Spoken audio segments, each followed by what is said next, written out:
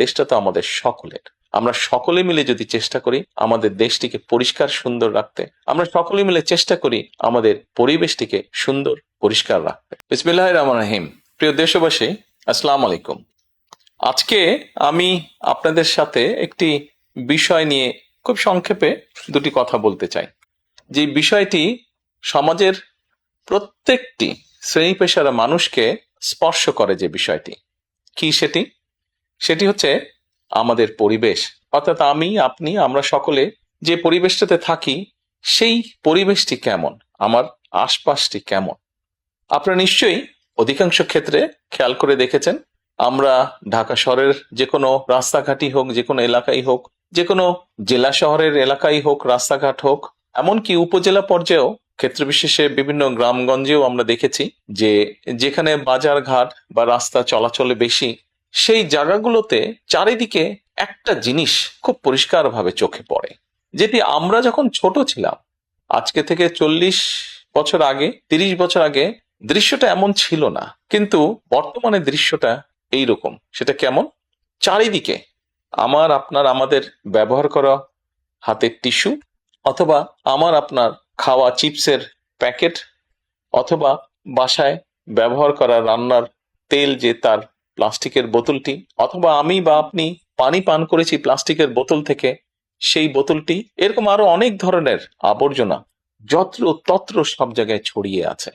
কোনো জায়গায় একটু বেশি জমা হয়ে আছে, অথবা যত্র তত্র লোকালয়ের চারিদিকে ছড়িয়ে আছে।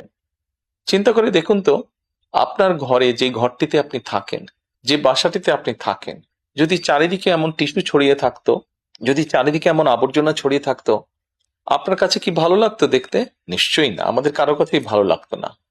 কবি তো সুন্দরভাবে লিখেছেন, সবুজ শস্য শ্যামলা আমার এই ভুবন। তো আসুন না, আমরা কেন আমাদের পরিবেশটাকে সুন্দর করতে পারবো না? বাংলাদেশের অধিকাংশ মানুষই পায়ে হেঁটে চলে, অথবা রিকশায় যায়, অথবা বাসে চলাচল করে। এই মানুষগুলো যখন রাস্তা পার হয়, বিভিন্ন জায়গায় যখন আবর্জনা জমে থাকে, ময়লা থাকে, এই মানুষগুলোর কিন্তু অনেক কষ্ট হয়, বিভিন্ন জায়গায় অনেক দুর্গন্ধ হয় আবর্জনা জমে থাকে।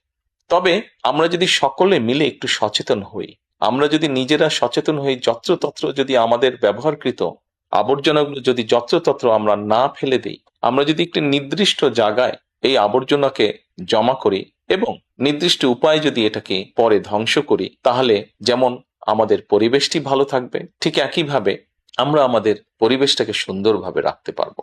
দেখুন, অনেক জায়গায় আমি দেখেছি, গত কয়েক মাসে যখন আমি দেশের বিভিন্ন জায়গায় গিয়েছি, হয়তো কোনো একটি পুকুরের পাশ দিয়ে যাচ্ছি, দেখেছি পুকুরের ভিতরে বিভিন্ন রকম ময়লা স্তূপ হয়ে পড়ে আছে, অথবা পুকুর পাড়ে বিভিন্ন ময়লা স্তূপ হয়ে পড়ে আছে।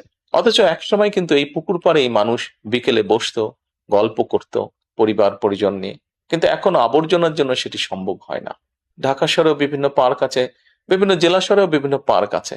আমরা পার্কগুলোতে যাচ্ছি বিকেল বেলায় পরিবার পরিজনকে সাথে নিয়ে, কিন্তু গিয়ে যখন আমরা চিনে বাদাম খাচ্ছি, অথবা চিপস খাচ্ছি, অথবা বাচ্চারা লজেন্স খাচ্ছে, খেয়েই আমরা জিনিসটা সেখানে ফেলে দিচ্ছি। আমরা যখন যাই তখন হয়তো যারা পরিচ্ছন্ন কর্মী তারা হয়তো পরিষ্কার করে রাখছে, কিন্তু আমরা যখন বেরিয়ে আসছি তখন আর সেটি আগের মতন পরিষ্কার থাকছে না। কিন্তু যদি যে পরিষ্কার থাকতো, আপনি যদি পরিষ্কার করে রেখে আসেন, আপনার পরবর্তীতে যে যাবে সেও সেই পরিচ্ছন্নতা, সুন্দর পরিবেশটি উপভোগ করতে পারবে। কাজে আসুন না, আমরা যদি আজকে থেকে প্রত্যেকে সচেতন হই, আমাদের হাতের আবর্জনা বা ব্যবহৃত আবর্জনা যদি নির্দিষ্ট জায়গায় সুন্দরভাবে আমরা গুছিয়ে ফেলি, তাহলে ধীরে ধীরে হয়তো আমরা আমাদের এই বাংলাদেশটাকে আবর্জনা মুক্ত করতে পারবো, সুন্দর একটি পরিবেশ গড়ে তুলতে পারবো। দেশটা তো আমাদের সকলের। আমরা সকলে মিলে যদি চেষ্টা করি, সকলে মিলে যদি একটু একটু করে করি, তাহলে আমরা বড় কিছু করতে সক্ষম হব। প্রিয় দেশবাসী, আপনাদের কাছে আজকে এই সহযোগিতাটা আমি চাইছি। আমরা সকলে মিলে আসুন, চেষ্টা করি আমাদের দেশটিকে পরিষ্কার সুন্দর রাখতে। আমরা সকলে মিলে চেষ্টা করি আমাদের পরিবেশটিকে সুন্দর পরিষ্কার রাখতে, যা নিশ্চিত করবে আমাদের আগামী দিনের বংশধরদের জন্য একটি সুস্থ দেশ, সুস্থ পরিবেশ।